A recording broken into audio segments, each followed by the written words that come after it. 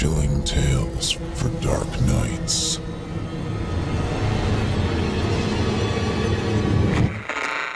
Want to make sure you never miss a Chilling Tales for Dark Nights video again? Be sure to subscribe and hit that bell to turn on notifications. The following program is a production of Chilling Entertainment and the creative team at Chilling Tales for Dark Nights, and a proud member of the Simply Scary Podcast Network. Visit simplyscarypodcast.com to learn more about this and our other weekly storytelling programs, and become a patron today to show your support and get instant access to our extensive archive of downloadable tales of terror. Thank you for listening, and enjoy the show.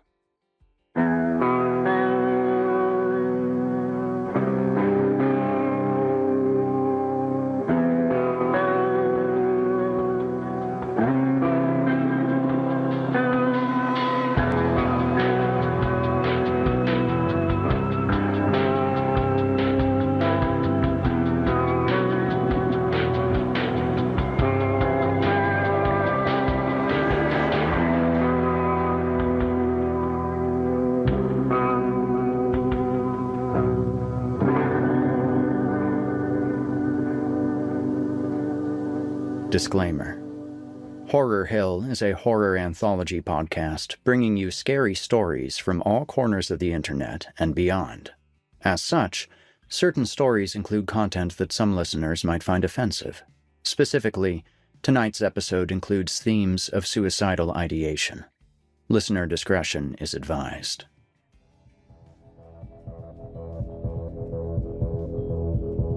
Hello, listeners, and welcome to Horror Hill. I'm Eric Peabody. Tonight, we bid farewell to Season 14. That's right, another full season of Horror Hill is in the books, but that doesn't mean we're finished quite yet. We still have one final tale, The Horrible, by Sam Morris. Sam Morris is no stranger to this podcast, and I've been fortunate enough to feature a number of his stories in the past. Tonight's tale opens with a scene so bucolic that it immediately got me hinked up for the other shoe to drop. A young girl in a beautiful house on a gorgeous late summer day playing piano. I know when I'm being set up for an unexpected gut punch, listeners, but this story had something more insidious in mind. Yes, things do get ugly for our young protagonist, but there are sometimes dangers within that are far more perilous than the dangers without. You're listening to the free edition of this program. If you'd like to help support Horror Hill and also remove these pesky ads, head to chillingtalesfordarknights.com and click Patrons in the upper menu to sign up today. You'll get instant access to hundreds of ad-free stories, so what are you waiting for? Also, if you're watching on YouTube, do us a favor and drop a like and subscribe. Become part of our dark circle, listeners. And now, from author Sam Morris, I give you The Horrible.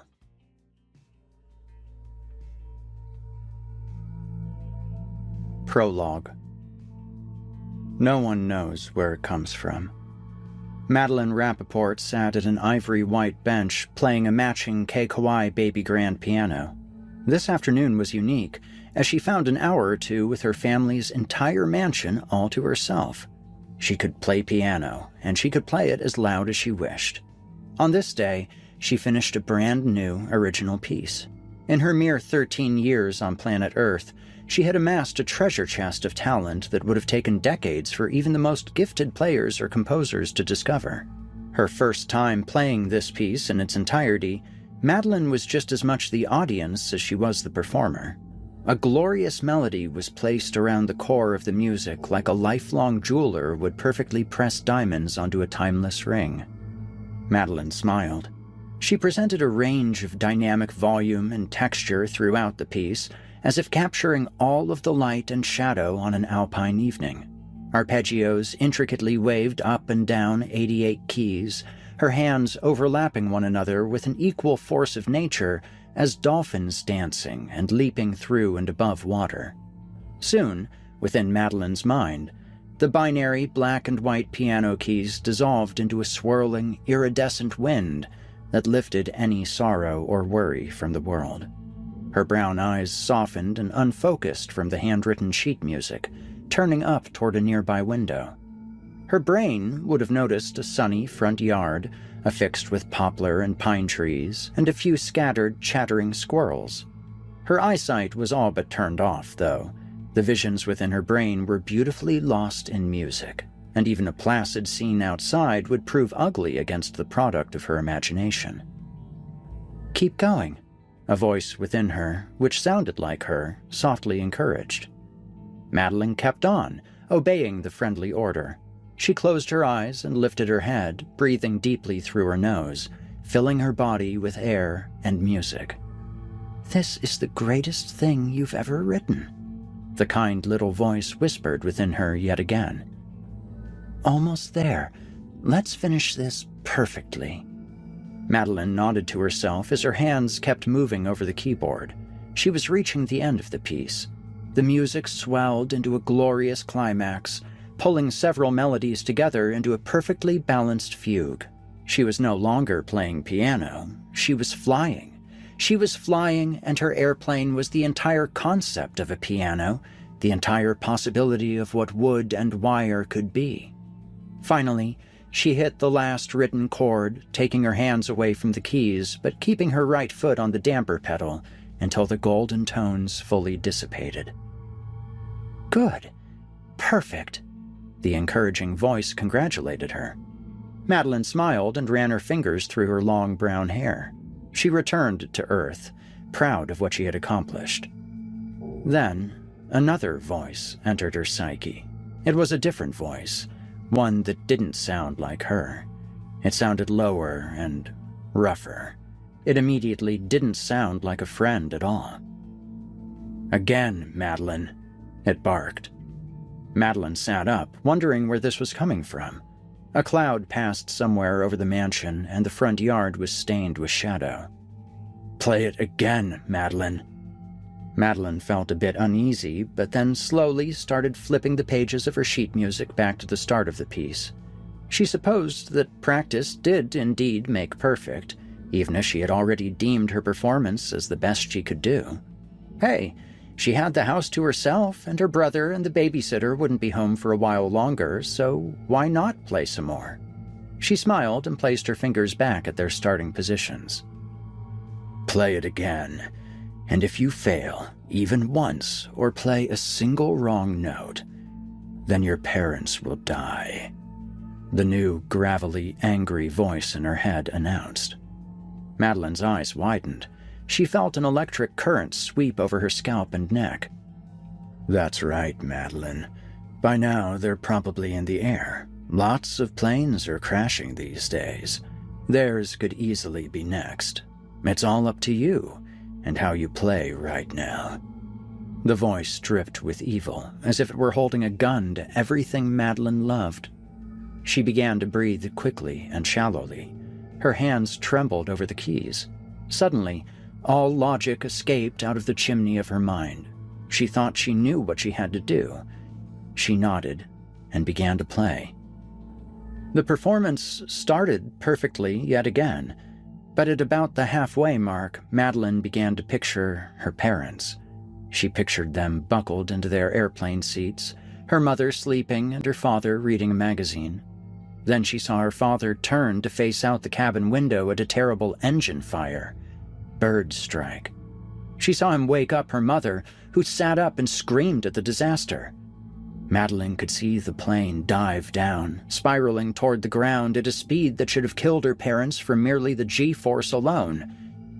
But no, her parents stayed conscious long enough to feel the blinding terror of approaching death. In her mind, she saw her parents crying and sweating and holding each other right before the moment of impact. Thud. Madeline froze. She had hit a wrong note. She couldn't breathe. She only stared down at her right hand, which still pressed the sour key, her failure ringing in her ears. "Your parents are dead! Dead! Burned up and dead! How could you let this happen? It's all your fault. You should kill yourself." The angry, evil voice boomed within Madeline's brain. She slapped her hands to her ears and screamed. She screamed and stomped her feet, the painful noise echoing throughout her parents' mansion. No one knows where it comes from. Part 1. The Cave. 4 young people walked together along a forest trail, 2 in front and 2 behind. The year was approaching the end of summer, a summer that proved to be unusually pyretic. The recent weeks of sweltering heat waves had finally broken into cool relief, and so casual outdoor activity could resume. Leading the walking group was Rose Blanchard and her boyfriend, Devin Walton. They were both 22, having met in their senior year of college. They snickered playfully, always enjoying each other's company. Behind them, in almost total silence, walked Madeline Rappaport and her brother Tony. Tony held a thick book under his arm, and Madeline carried a Canon EOS R7 camera, hung around her neck, awkwardly bouncing against her chest as she kept her eyes to the gravel. Tony, 11 years old, glanced over to his older sister. He could tell she wasn't feeling well. He could sense it the moment that he and Rose and Devin had all pulled into the Rappaport mansion to pick her up to go to the park. Her irises had been red from crying. She hid it well from the others, but she couldn't hide her pain from her younger brother's all-noticing eyes. "Maddie?" he whispered, trying not to alert the couple in front of them, wanting to keep the conversation between siblings. Madeline walked on, seemingly not having heard Tony. Her eyes were to the ground, twitching rapidly. Her mouth was moving as well, although she made no noise. She was counting. Madeline had spent a better part of the afternoon in unspeakable agony. Ever since she messed up her piano performance, she had borne a weight of guilt that only murderers can understand. In her mind, her parents were dead, and now they could all only wait to hear the dreadful news about their plane crash. Rose, their babysitter, had a phone and had the parents' numbers, but with a long day of travel and spotty international signal, it would be fruitless to try and contact them until they got to the resort, where they could connect to Wi-Fi and put in a call home. They should have called by now, Madeline decided. They should have called to check in on their kids, tired from a long travel day, but excited to arrive at their resort and begin their vacation. They wouldn't call. It was already too late, Madeline told herself. They were dead, little charred pieces of their bodies floating in the South Atlantic, soon to be filling the stomachs of sharks and other carnivorous fish and birds. As she awaited the horrible news, Madeline did one of the only activities that could point her inflamed mind in a different direction. She counted. In this instance, she counted rocks along the gravel path. She counted every single rock that she could, assorting them into even-numbered groups. 8 here, 10 there. It helped, slightly. At least she could do something to even halfway distract her from the doom that this random late August Saturday had decided to present. "Maddie?" Tony raised his voice a little more this time, wanting to make sure to get a valid response from her. He tapped her on the shoulder. Rose and Devin walked on in front of them, lost in their own much nicer world. "What?" Madeline responded, not taking her eyes off of the rocks below. "Are you okay?" Tony asked. "I'm fine," she whispered. "Aren't you going to take any pictures of birds?" Tony had a bit of conviction in this question. Madeline had just recently developed a love for bird watching. "Not bird watching, it's called birding, Tony," she would argue. She routinely picked up obscure hobbies and would form her entire life around them. The only hobby that really stuck and waxed into a lifelong skill was piano. Tony would tease her about the hobbies that he found a little dorky, like her bird obsession. At his core, though, Tony loved his big sister and appreciated all of her otherworldly talents. A big sister is always a younger brother's hero, whether he ever admits it or not. Tony hated seeing his hero so troubled. "Well?" Tony repeated. "Well, what?" Madeline finally glanced toward him, throwing her eyes open briefly before returning them to the uncounted rocks. "Are you going to take pictures of birds?" Yeah, in a minute."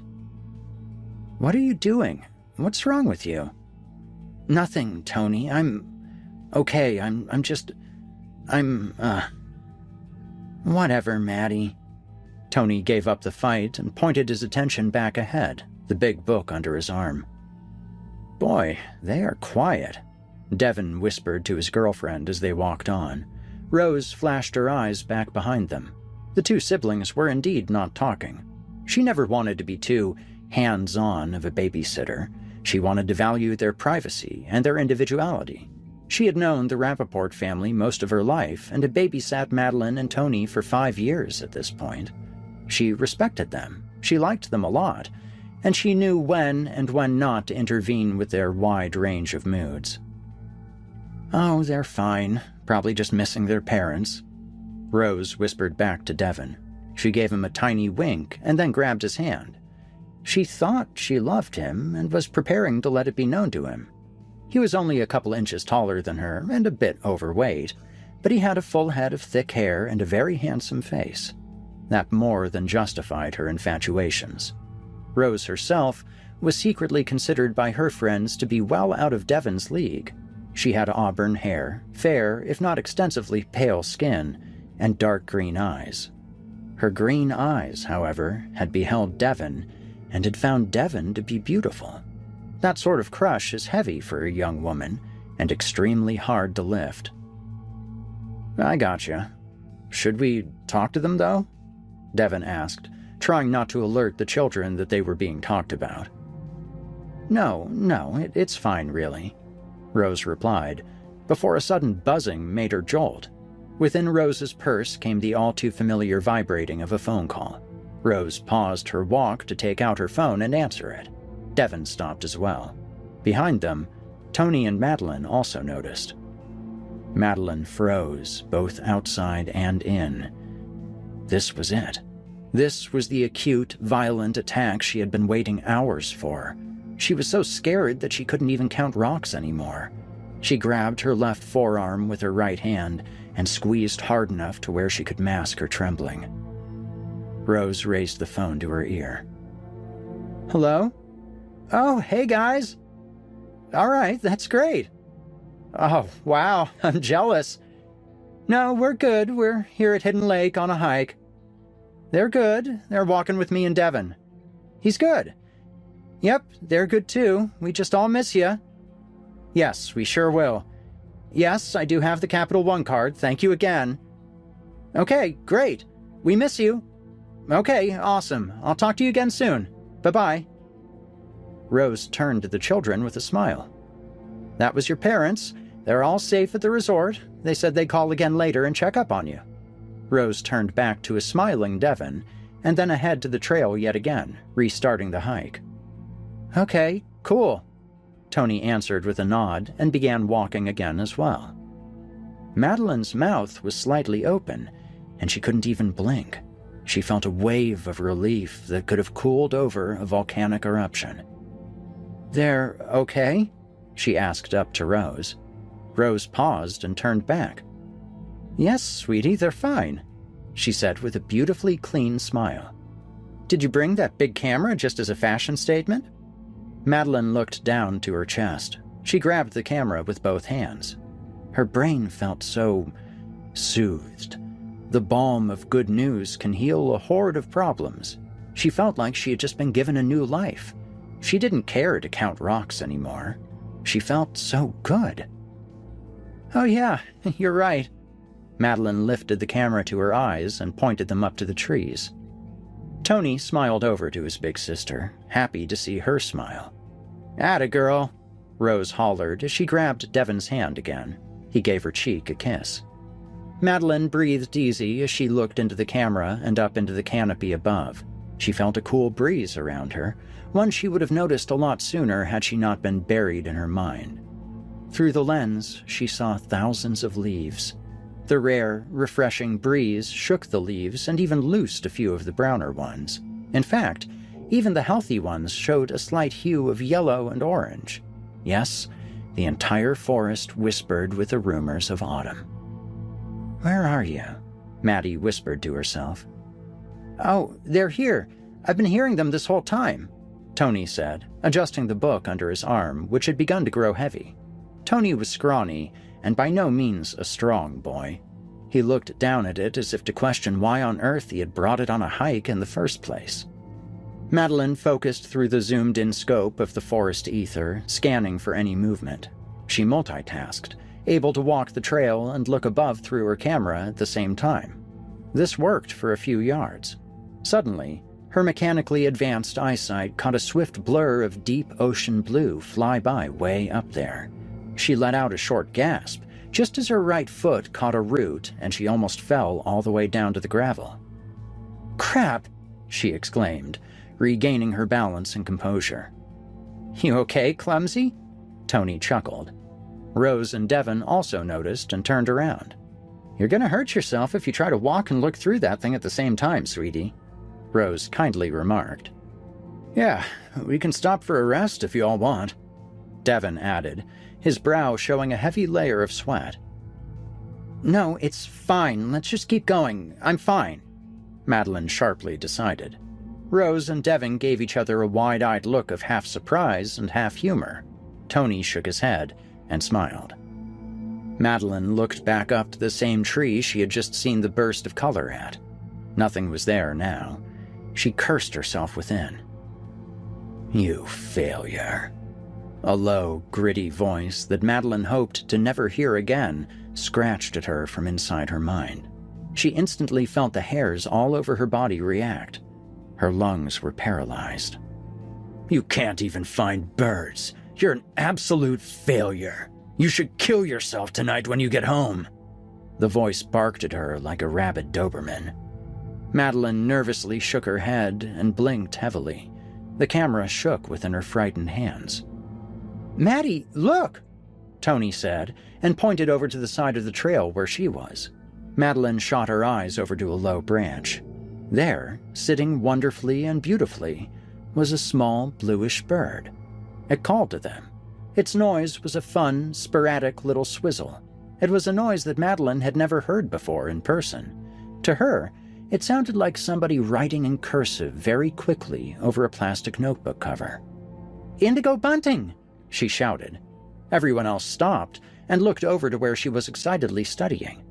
Just as she raised the camera to get a photo, the bluish, wonderful little bird flew off, deeper into the forest off-trail. "No!" Madeline yelled. She twitched her eyes around deeper in the woods and found the bird again, resting on a higher branch just dozens of feet away from them. "Go get it, champ," Devon encouraged. "Yeah, just be careful, Maddie," Rose added. "We'll be right here waiting."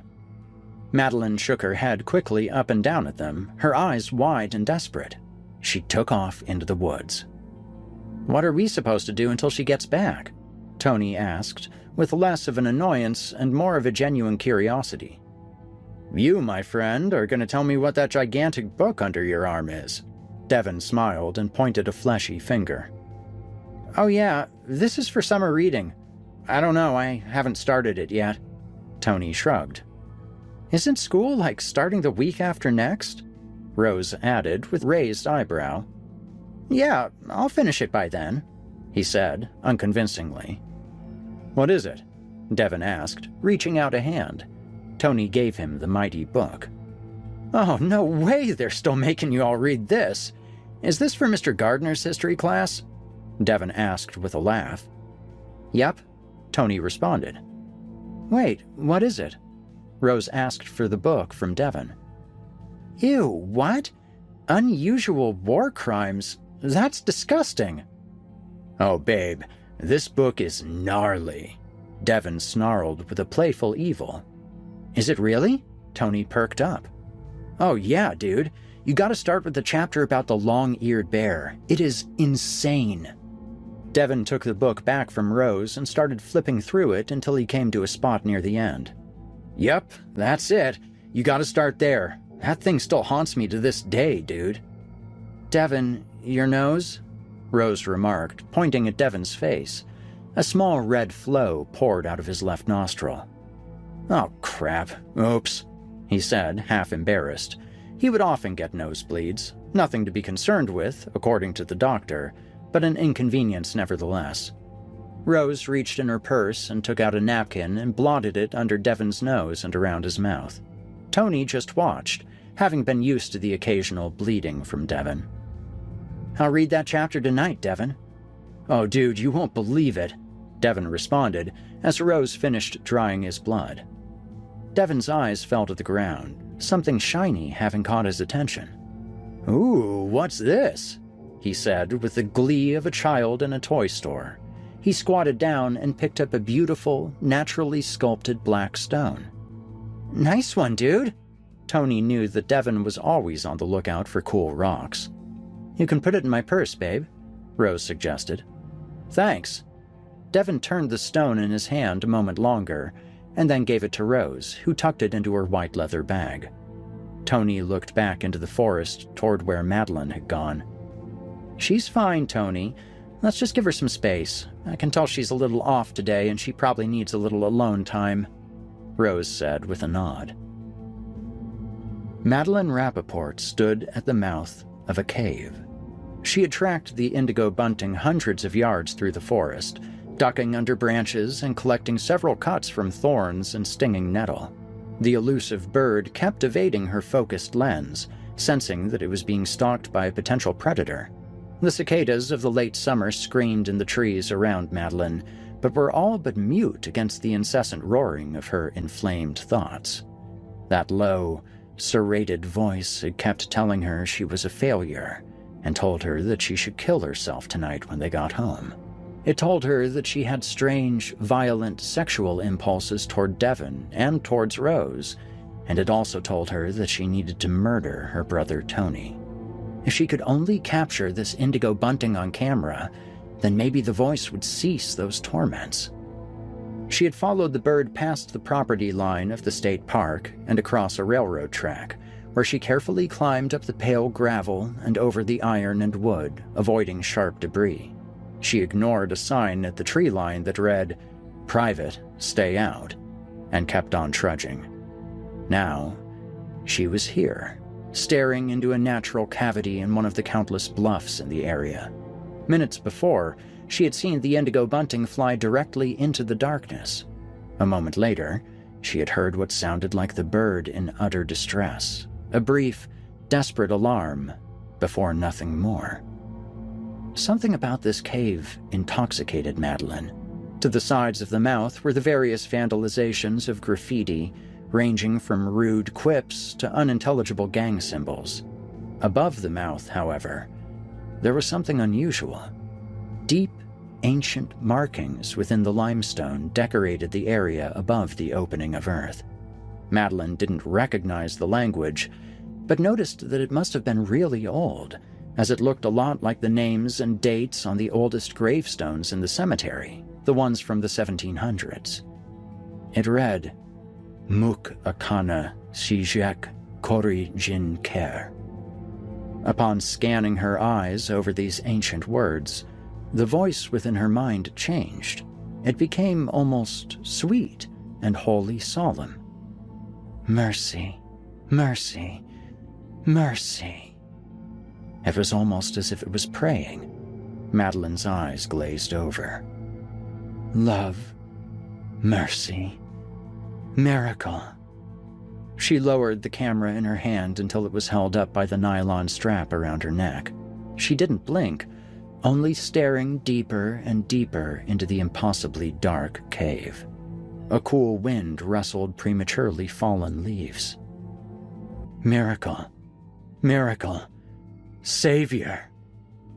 The voice grew louder between Madeline's unpierced ears. The ends of her long brown hair lifted in the breeze. Her eyes remained fixed. "Savior, Savior, Mother, Mother." God, God, God. Her inner voice was worshipping whatever lay inside this cave. Madeline, entranced, began slowly walking up to and inside the mouth, passing by a neat pile of colorful rocks just at the edge. She walked over dirt and stone until the last lights from the outside world no longer reached. Madeline had disassociated, as she tended to do when extremely overwhelmed. She never blinked. She was enveloped in total darkness, total isolation. At least, at first. Slop, slop, slop, slop. A sound like a soaked mop slapping a wood floor sloshed out through the cave. Madeline slowly turned her head left and right. It was coming from her left, far off in a tenebrous corner of this great hole. Still in a heavy daze, she lifted the camera to her eyes. She moved a switch and put the camera into night scene mode, which would give her a burst of photographs enhanced for low lighting. She pressed the shutter button. Click, click, click, click, click. She lowered the camera and saw the footage on her monitor. Had she been in her right mind, Madeline would have screamed at the top of her young lungs and fled the cave that very instant. Had she been there in her body at all, she would have ran and ran and ran until she collapsed. The series of photographs showed something large, hunched over what appeared to be a dead deer or a dead cow. Whatever it was reaching gangly, twisted arms into the carcass and pulling out the suet of the animal, rubbing handfuls of the globules of fat over its deeply porous skin.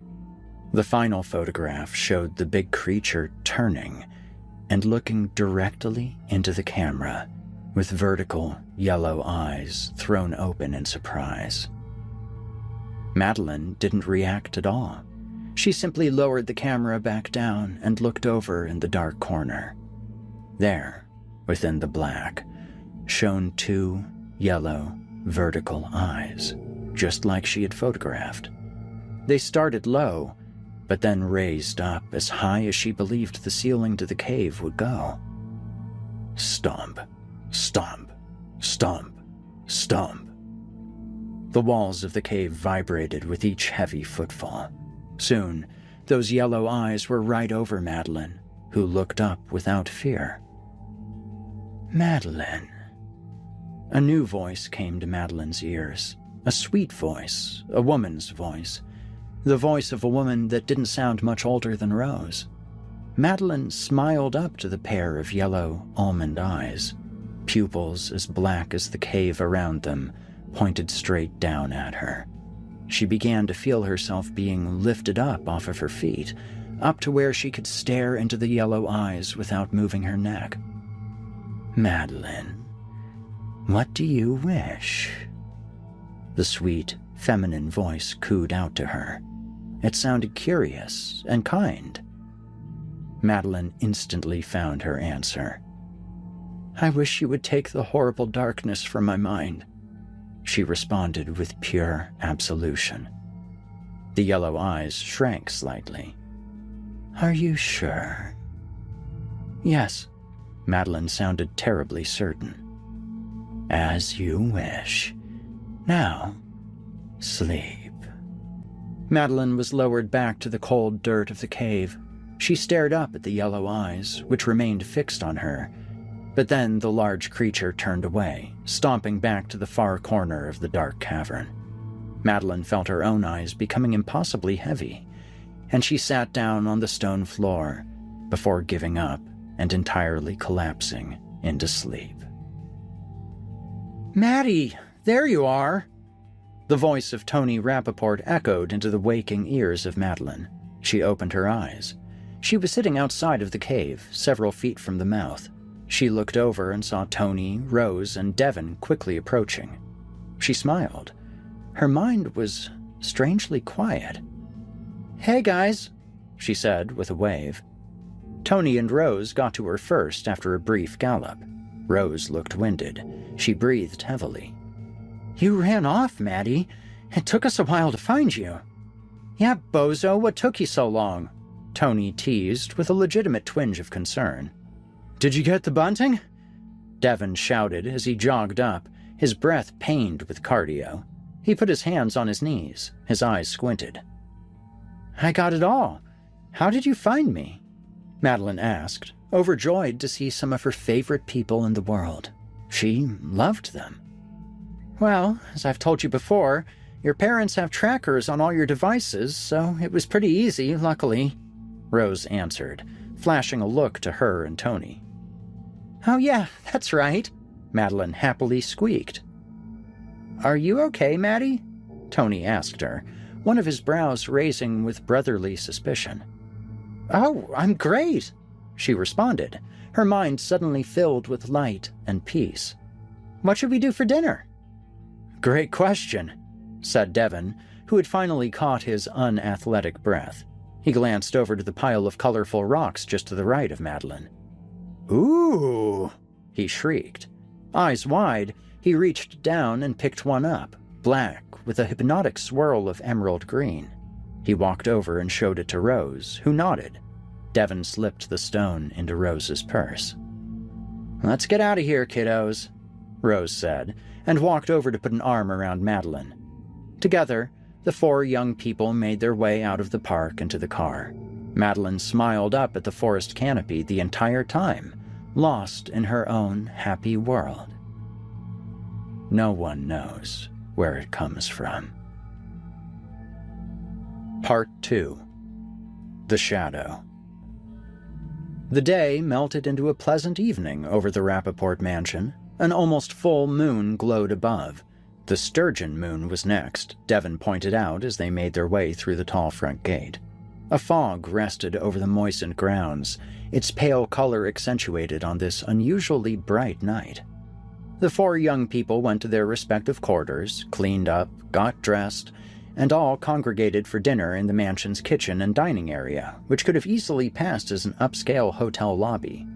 Food was ordered and delivered from 2 different local restaurants, a big thanks to Mr. and Mrs. Rappaport's credit card.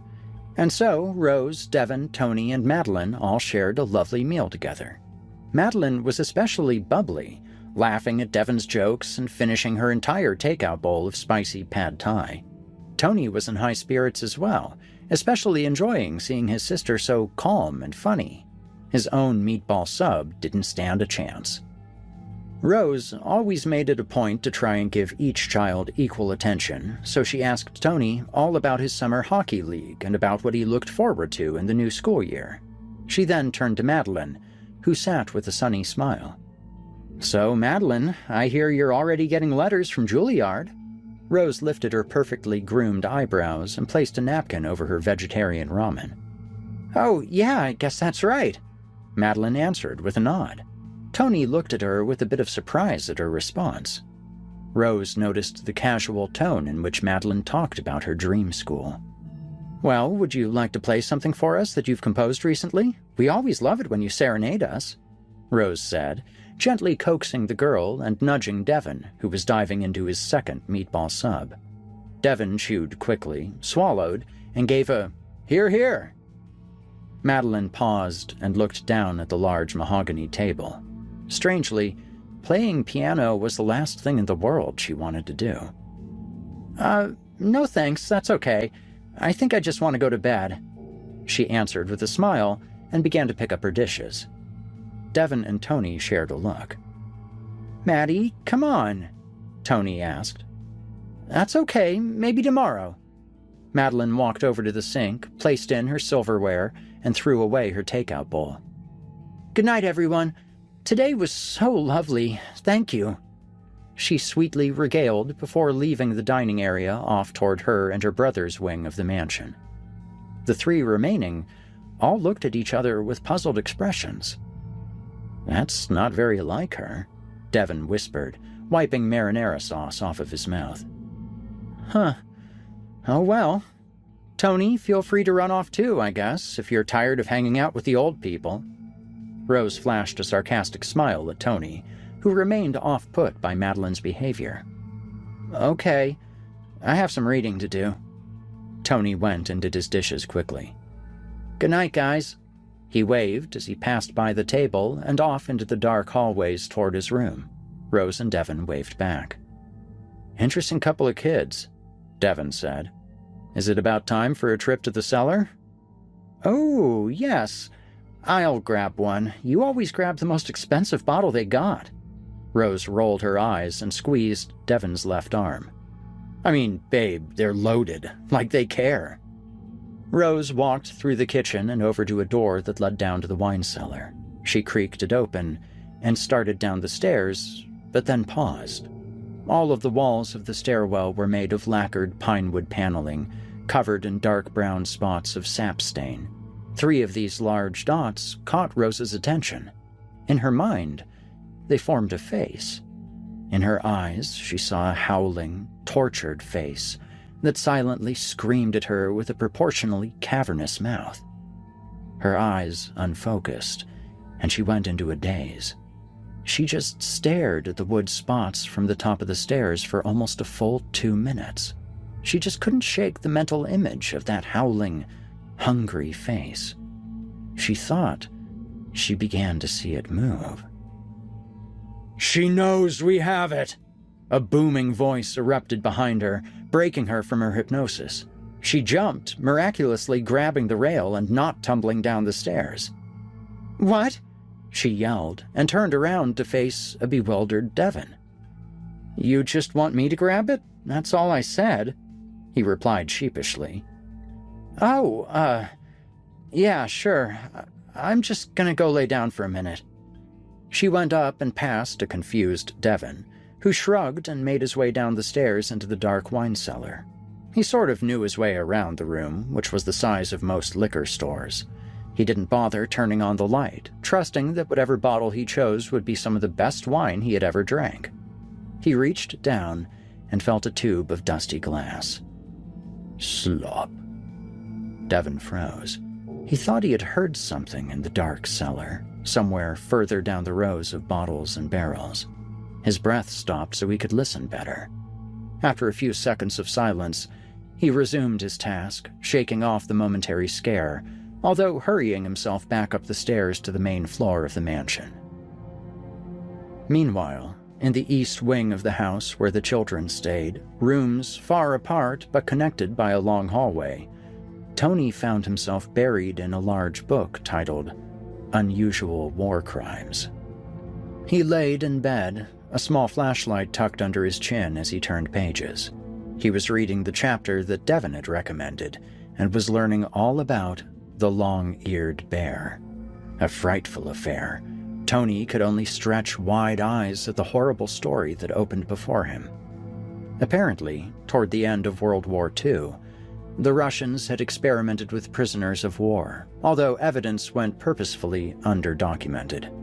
One such case involved a Russian army deserter who had fled from a battlefield in Belarus, soon to be captured by his former comrades. Deep within the bowels of Russian military complexes, this deserter was held and tortured by one Dr. Kovarny. Kovarny believed within his amphetamine-sizzled mind that the war could be won, as could all other wars, as soon as Russia developed what he called the Super Soldat, or a league of super soldiers. Wanting to use the Russian prisoner for his strong stock, but not wanting to take lightly the treasonous act of desertion, Dr. Kovarny went to his brutal work. Kovarny threw the prisoner into an industrial oven and baked him alive, making sure to open the small window every few minutes to make eye contact with the screaming, cooking man. After the prisoner was well done, Kovarny surgically removed the brain and eyes of the body and implanted them into the head of a Kamchatka brown bear that had also been captured and killed. The super soldat must have the strongest brain, the sharpest eyes and ears, and the mightiest body, a drug-addled Dr. Kovarny would command over his assistants as they cut and sewed and mixed together pieces of man and beast. The final touch involved removing the bear's ears and replacing them with the long ears of a Russian hare, gruesomely stitching them into place on top of the bear's head. Kovarny was able to sit back and see the full grotesque glory of his monstrous creation.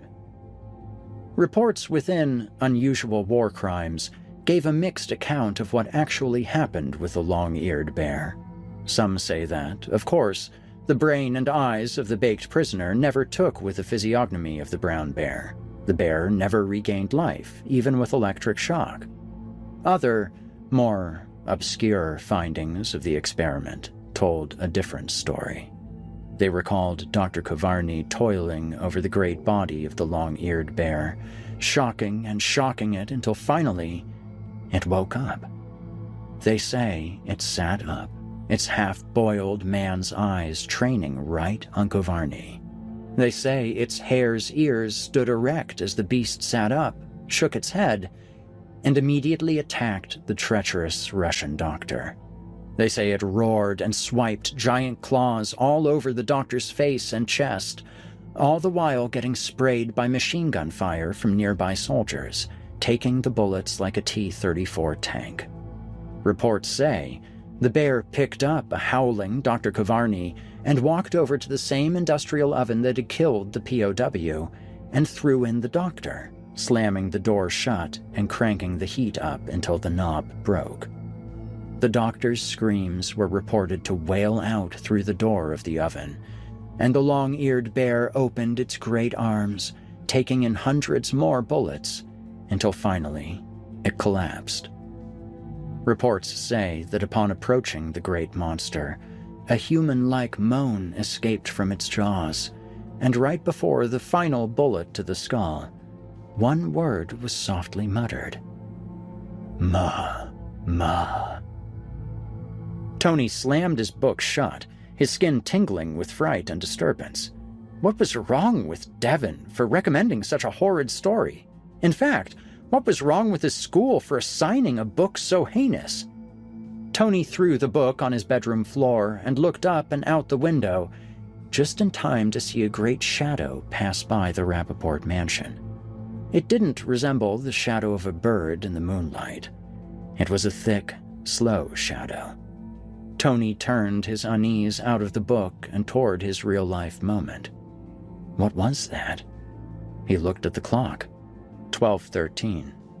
He scoffed and realized he needed to sleep well before his hockey game the next day. He dove under the covers and led a splotchy night's sleep, troubled by dark dreams. Rose had gone off through the courtyard over to the guest house that stood near the main house. She had laid down, trying to shake off the daze she had fallen into since becoming lost in the faces of the pine paneling of the stairwell earlier. Sleep had not come easily, especially since Devon had not joined her in bed yet. She stared at the ceiling for a long time. Then, after what felt like days of staring, Rose saw a large shadow passing across the ceiling of her guest cottage. This startled her, and her eyes followed the shadow all the way across the ceiling and out of the cottage. The light of the lamp by her bedside had dimmed upon the shadow's passing, as if penetrating and stifling even electric light. She remained puzzled until, at long last, sleep took her. Devon was in the main living room near the dining area, almost fully finished with a bottle of Chateau Lafite Rothschild Bordeaux wine and half a quart of Rocky Road ice cream. He was gaming on a 95-inch television screen, as he loved doing any time he visited the Rappaports.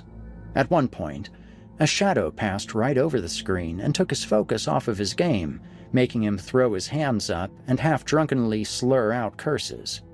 He shook it off, took the last big swig of expensive wine, and restarted his game.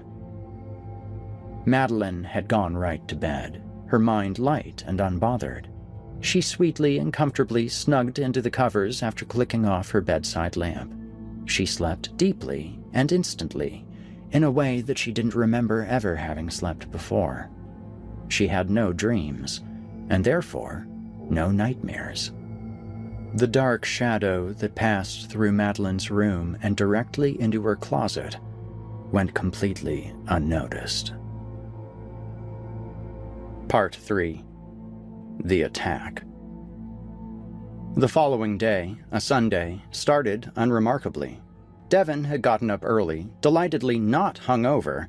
That's why you drink the good stuff, he told himself, and headed off to do some chores down at his own family's house, which wasn't even 3 miles down the road from the Rappaports. Rose had slept well, and had walked all the way to the kitchen to make coffee and get out some danishes from the fridge for the children's breakfast. She then had walked over to the children's wing of the mansion and rapped on Tony's door. Tony jostled, wiped the sleep and the nightmares from his eyes, gathered his hockey gear, and followed Rose to breakfast, and then, with her, onto the local ice center, where his team was to have a pickup game. Madeline, once again, had the entire mansion to herself for a few hours. She slept in and glowed the entire morning with the sheen of a restful night. She was chewing on a raspberry Danish in the kitchen when her eyes fell over to the ivory-white K-Kawaii baby grand piano that she had spent so many thousands of hours playing. She nodded to herself, finished breakfast, and walked over and planted on the bench. She looked down at the keys. Strangely, all of the black and white punched up strange and foreign to her eyes. What? She placed her hands on the keyboard, somehow not knowing where to rest each finger or how far to reach from thumb to pinky. She looked up and arranged the sheet music on the stand. She read over it. It may as well have been Romanian runes. She puzzled deeply, but didn't panic. She pressed her fingers down on the keys, and a clunky, misshapen noise banged out. She wasn't playing the right notes at all. She scoffed, before ringing out a girlish giggle. "Piano is so silly," she heard herself say, before closing the cover of the keyboard and walking away from the baby grand. She spent the next few hours watching a stupid television show about idiots competing for love in the tropics. Once again, the day swiveled into night as the four young people reconvened around the dinner table, recounting the day's activities. Tony's team, the Ice Flyers, had won their scrimmage and were shaping up to be very competitive for when the regular season started in the fall. He had even scored a goal. Madeline shared about how she had played piano and watched television, again shying away from giving the others a concert, to their muted chagrin. During dinner, Madeline and Tony's parents had called Rose, and so everyone got to talk over the phone. After plates were cleaned, the children excused themselves to their wing, and so the group split up for the night. Madeline climbed into bed, once again feeling the warm wash of sleepiness cover her. Her mind was so shiny, so simple. She loved it. She loved not concerning herself with deep matters, her life only serving as a vessel of comfort. It was easy. She closed her eyes and began to drift off. Right before she took the plunge into sleep, a rustling noise snapped her eyes back open.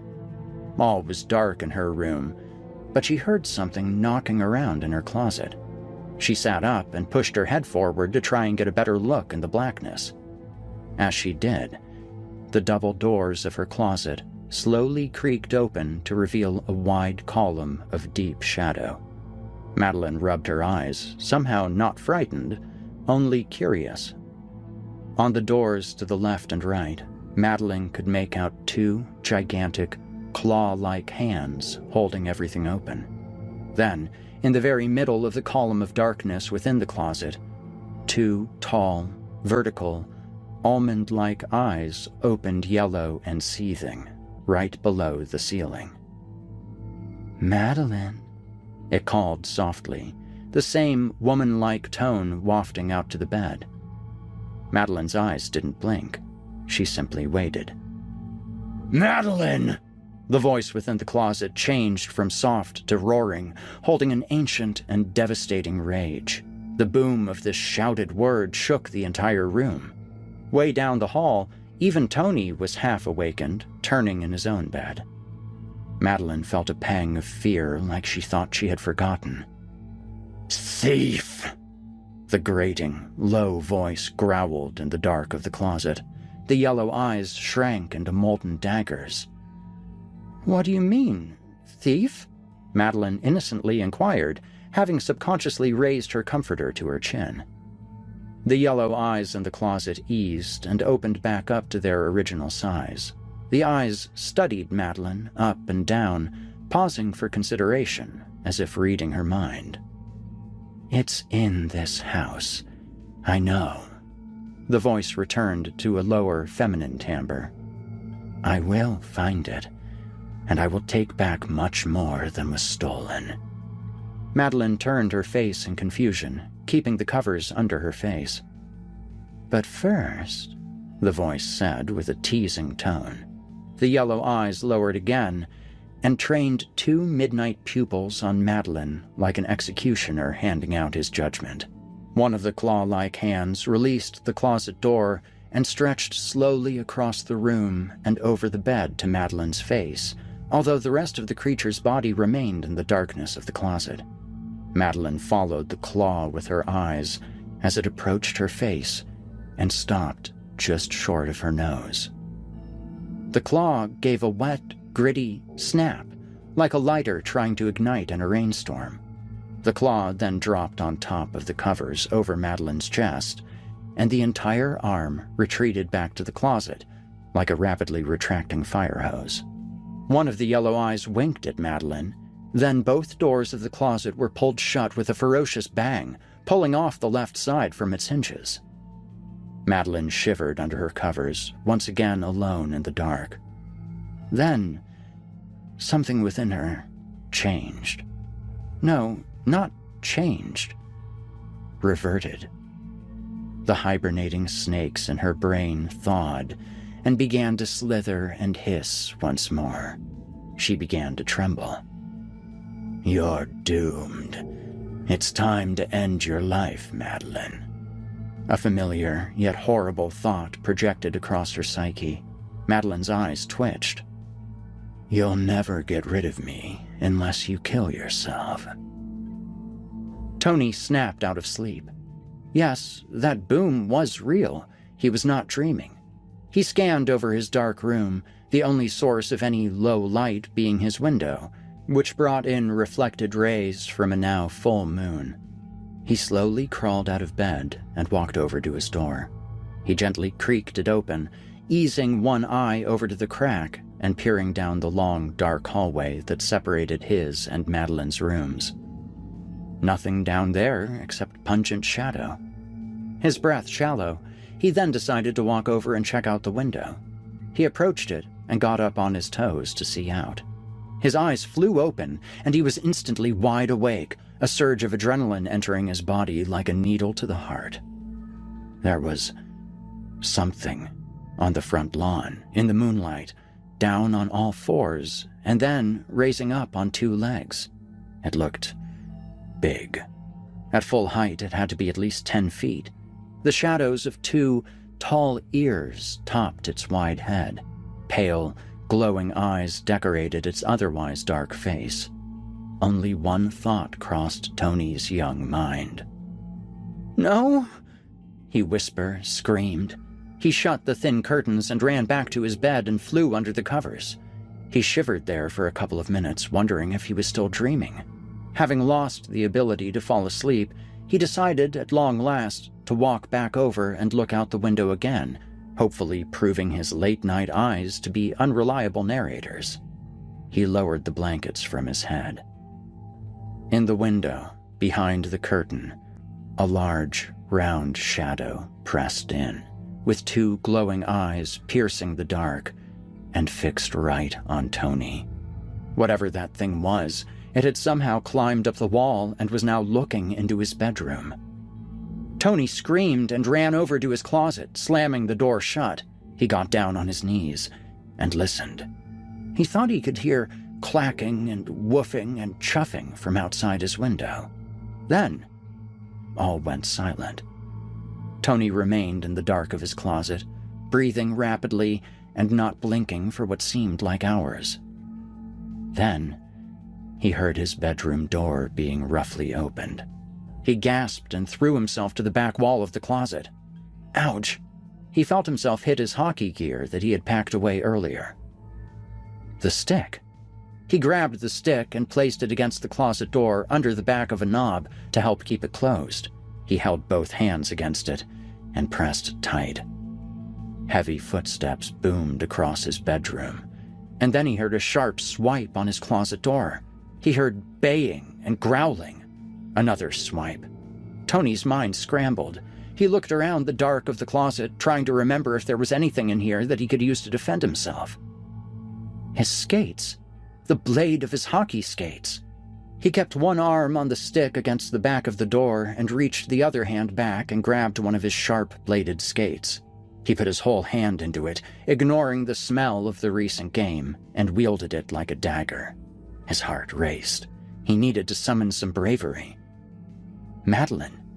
He had to protect Madeline and the others from whatever this thing was. He shuddered a quick nod to himself and waited for this thing to make a move. Then, he heard the strangest noise he would ever hear in his life. Ma. Ma. A low, heavy voice called out from the other side of the closet door. Tony paused. The entire door ripped open, decimating it and even taking and snapping the hockey stick. Tony fell back. There, in his room, on two legs now, stood a large, strange bear in the full moonlight. Stitched on, long ears stood tall, and its jaw hung open as if dislocated. Two half-boiled white eyes glowed down, pinpointing Tony. It raised a fleshy, razor-clawed paw. For Madeline, for the others, for his family's home. Tony got up and raged over to the beast and sliced his hockey skate across its face, catching it on its upper lip and severing through its nose, popping an eyeball like an over-easy egg, and removing one of its long ears. The bear roared in pain, bringing up a paw to its mutilated face. Tony raised his skate once again to attack. The bear roared an embarrassed, cowardly warning, keeping a paw to its sliced eye, and lowered down. It galloped out of Tony's room on three legs, whining out a moan like a midnight train whistle. Tony felt a surge of pride in the moonlight of his bedroom, the floor scattered with pieces of his closet door. He walked over and looked down the hallway to see the giant bear turn and head toward the living room. He had to go wake up Madeline, and they had to get out of this house. Madeline sat in bed, squirming with tormented thoughts. They were back, and they were more horrible than ever. She held the heels of her palms to her cheeks and squeezed her skull. She felt her heartbeat throb in her temples. Tonight is the night you must kill yourself. You will never get rid of this. You have to murder the others. Go to the kitchen and find the knives. You know what drawer they're in. Kill Devin first. He's playing video games and won't see you coming. Then, murder Rose. Bring their bodies to your room afterwards. Molest them on your bed. Then, slice them up and play with them. Cover yourself with their organs and dance. Dance! Then, Tony can hear and come to your room. Then, kill yourself. Right in front of him. Madeline screamed and pounded fists against her inflamed head. Meanwhile, Devin sat in the living room on the big sectional couch and played video games. He had finished a bottle of wine with Rose earlier, and they had a pretty great makeout session, at least until Devin's nose erupted with blood and it spilled down to Rose's shirt. She was usually more patient with his condition, but this time was completely turned off. He apologized, but also scoffed, telling her that he can't help it, and that if anything, it helped him understand what she went through with her body every few weeks. That did not go over well, and so Rose stormed off to the guest cottage, leaving Devin to his wine and video games. He played, not doing so well, until a shaking sound from behind caught his attention. He paused the game and took off his headset, throwing his eyes back to the hallway that led to the children's wing. A gallop of several large feet boomed and banged over the floorboards, growing nearer and nearer to the entrance of the living room there in the dark. Devin could hear a roar like a grizzly bear, a hungry, devilish roar. It got closer and closer. Devin wiped his eyes, not believing what he was perceiving. Just when the sound approached the living room as close as it could, it stopped. Someone exited the hallway and slowly turned to face Devon, who had now stood up from the couch, throwing down his controller. It wasn't a nightmare beast. It wasn't an animal. "Rose?" Devon asked, full of fear. Rose stood there at the mouth of the hallway in the almost full dark. Devon recognized her silver-lined silhouette. It seemed as though she was fully naked and covered in some thick liquid. "Hey, Devon, where did I put that rock that I found in the cave yesterday?" she asked, sweetly, yet strangely. Something about her didn't seem like Rose at all. "What? Rose?" "Devon, where is the stone?" Her shadowed, naked body stood still, yet her voice turned stern. It's in your purse, remember? That's always where I keep cool stuff I find." Devon raised his shoulders like he was stating the obvious. "Okay, Devon, I love you," Rose's likeness sang out to him across the living room. Devon leaned his head back in amazement. They had never said those words to each other. "What? You do?" he yelled in surprise. "I always have. I always will," she answered. "Well, babe, that's great news. I love you too, babe. Come here." Devon began to walk toward the shadowed outline of his beloved Rose. But as he approached her, he could definitely decide that she was naked and covered in dark liquid. "I have to go," Rose said, this time in a low, angry voice. Devon heard a click and a creak and looked over past the hotel lobby-sized kitchen and through the foyer and saw the front door slowly open on its own. Then, Rose tucked her arms into her chest and began running toward it and quickly escaped into the night. "Babe? Babe! Rose!" Devon, bewildered but still buzzing off of wine and love, chased after whom he thought was Rose, running out of the mansion and into the night under the full sturgeon moon. Tony banged on Madeline's door, having run all the way down the hall once he could no longer hear the long-eared bear. He still held his sharp hockey skate. He had to get Madeline out of here with him. "Maddie?" he yelled, banging on her door. Madeline flinched at the sound and turned toward it. Her mind was drowning with boiling ideas. She got out of bed and ran to the door, locking it and using all of her weight to hold the knob. "No, Tony! Leave me alone!" she screamed desperately, her brain sending her messages of murder and sodomy and suicide without relent. She cried loudly. "Maddie, we have to get out of here now!" Tony banged on the door with his fists. "No, Tony, you don't know what I'm capable of. I'm crazy, Tony. I'm gonna go to hell." "What are you talking about, Maddie? You're not crazy. We gotta get out of here now. It's not safe."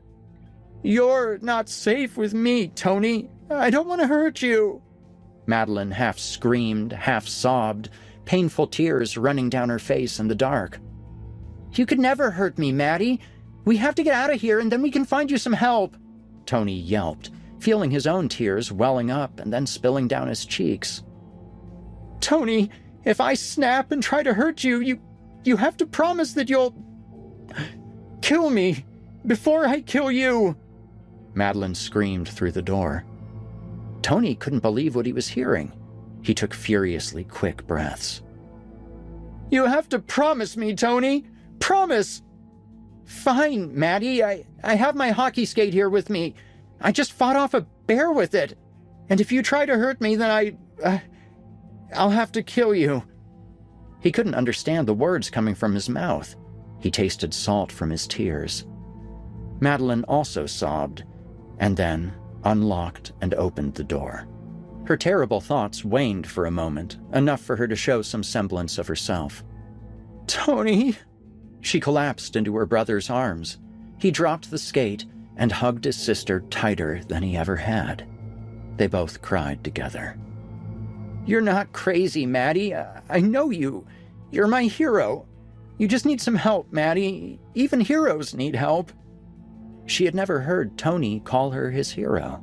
A new wave of tears seeped out from her. Her brain cooled. "We gotta leave the house, Maddie." Madeline snapped back into focus, wiping her face. "You're right. Rose! Devon! We have to get them!" Rose was awakened from her sleep in the guest cottage, having turned in early after her and Devon's spat. She heard a noise underneath the bed. She adjusted herself, then woke up enough to fully listen. Ears open, she could hear what sounded like teeth chewing on wood. Something biting, grinding against wood, sounding like it was ripping off chunks.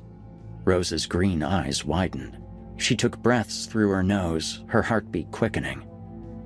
Then, a series of bumps from underneath lifted her bed slightly. The chewing noise continued and got louder.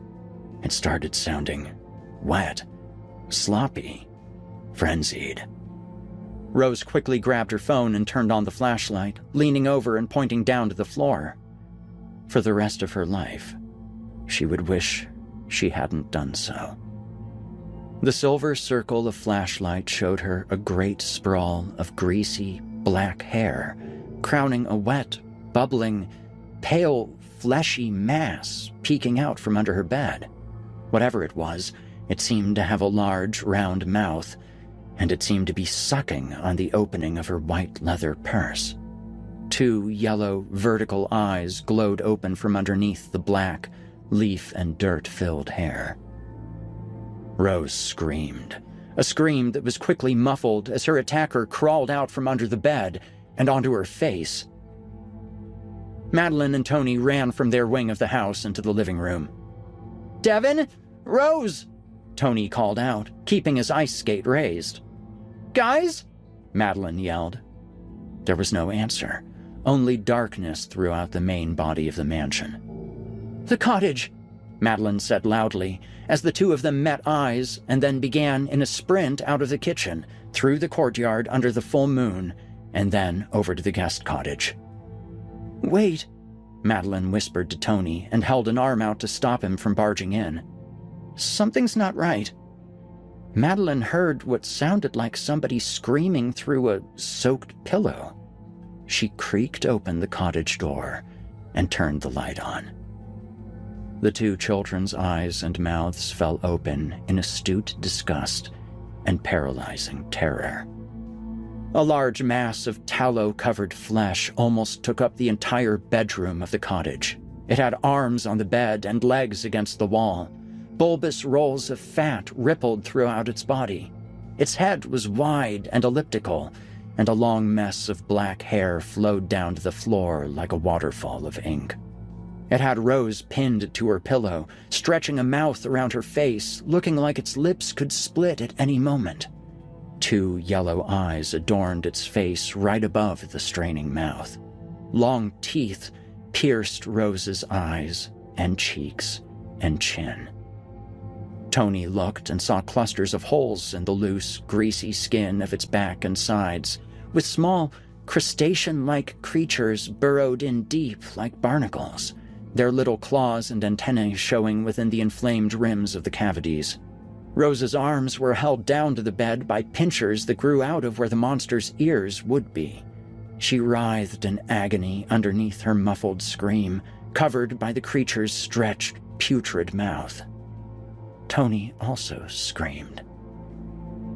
Madeline took it all in. This was her fault. Maybe the voice within her was right about one thing. She needed to be the one to die, not Tony. This was all her fault. She was better off dead after all of this. "Tony, give me the skate." "What?" "Hand me the skate, Tony. This is all my fault, and I have to fight it." She held out her hand.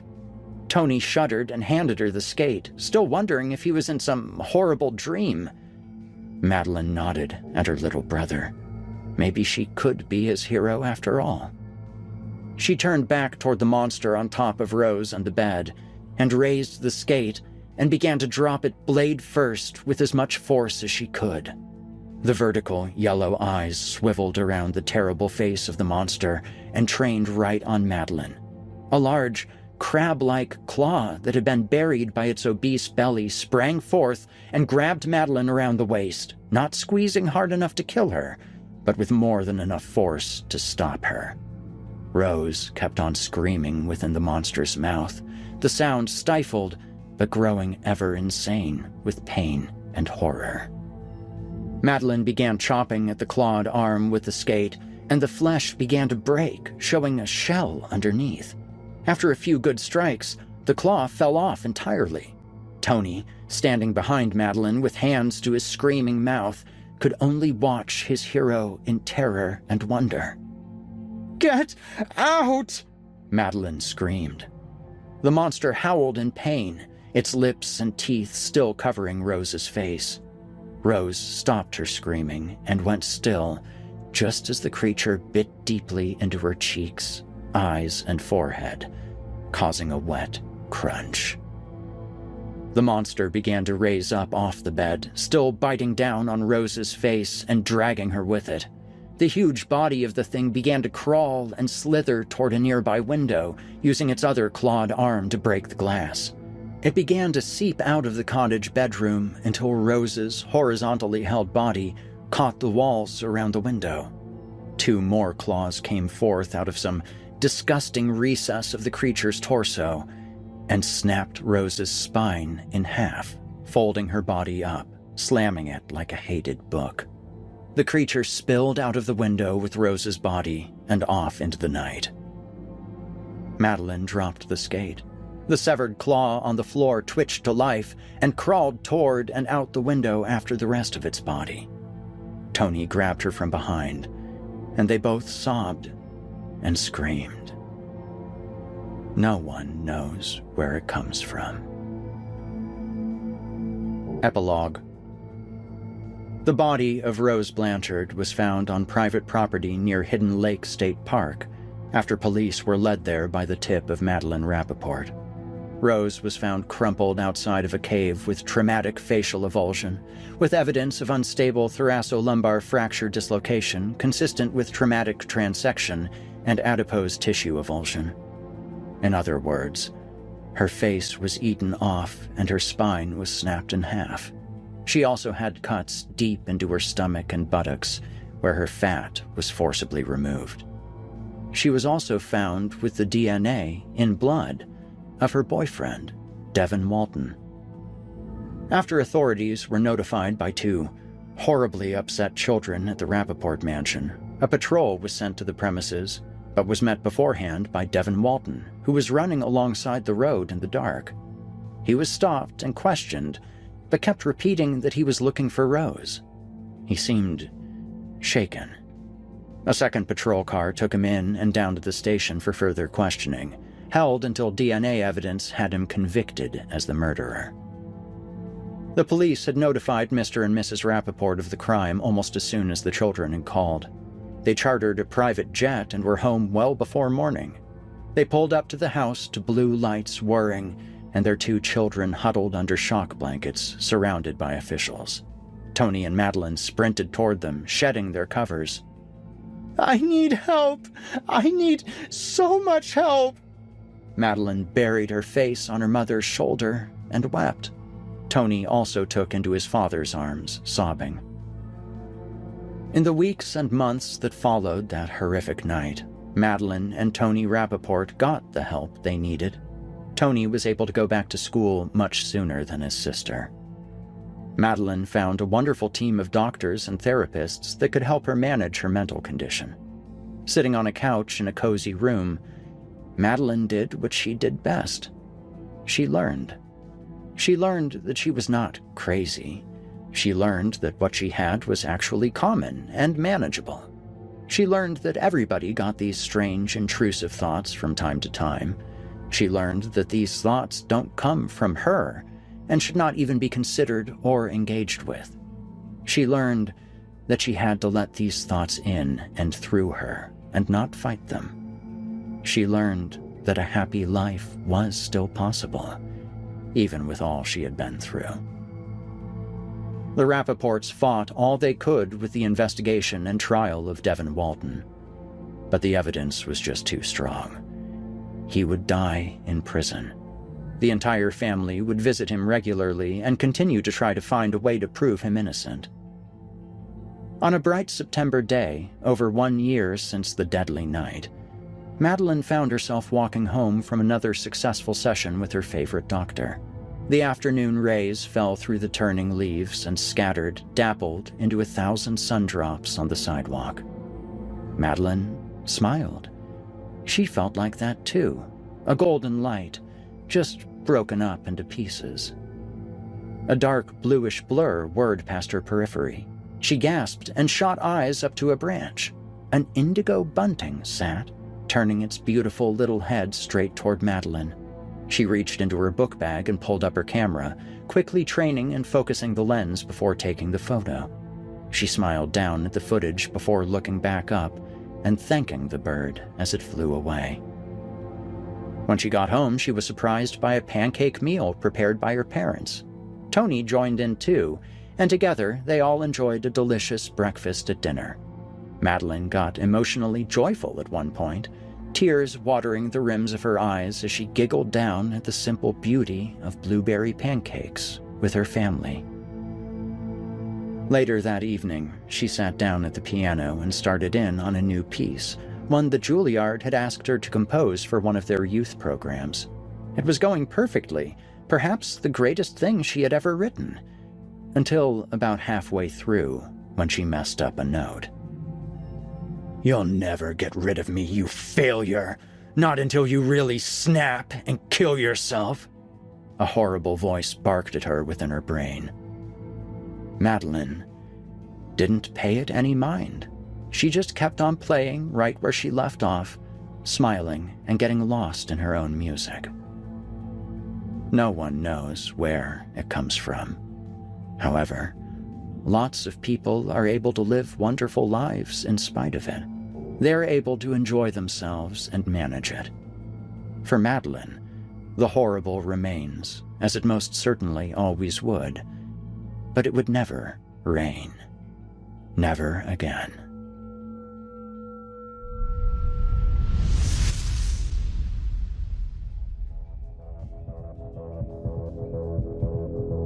You've been listening to The Horrible by Sam Morris.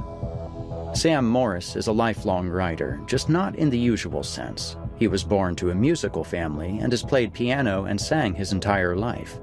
He has also written songs for over 20 years.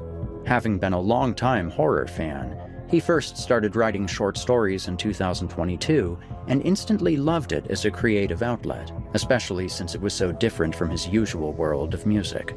Translating the art of songwriting into the form of short stories has proven very therapeutic to Sam, who must reach into the darker parts of his mind and exorcise the monsters that live there.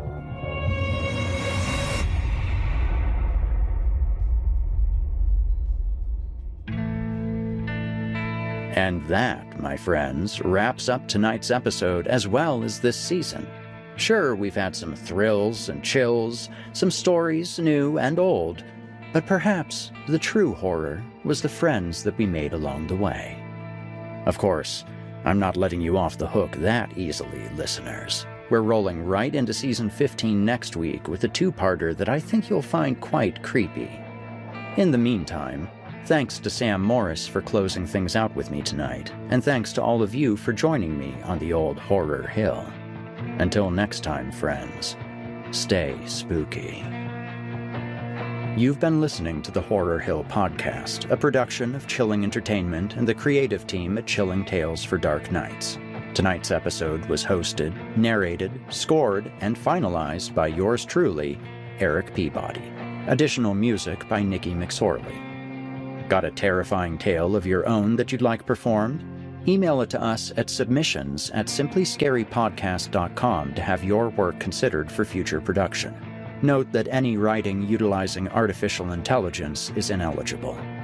If you enjoyed tonight's episode, why not help us spread our dark presence online? You can follow Chilling Tales for Dark Nights on social media, and upvote, subscribe, and hit the bell notification icon if you're listening to this on YouTube. It helps us out a lot and also keeps you up to date on new episodes. If you'd like access to uninterrupted horror, free of ads and these annoying bookend segments, might I recommend signing up to be a patron? You'll get access to hundreds of episodes of this show, as well as everything from the other programs in the Chilling Tales for Dark Nights cabal.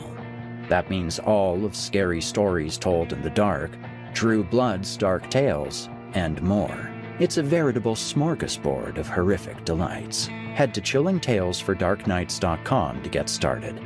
If you're looking for someone to narrate or handle audio production for your own personal project, I just so happen to know a guy. Email me at ericpeabodyvoice@gmail.com. That's ErikPeabodyvoice@gmail.com, and we can talk details. If darkness is what you're after, listener, your search is over. Yet, let it be known, you haven't found the darkness. The darkness has found you.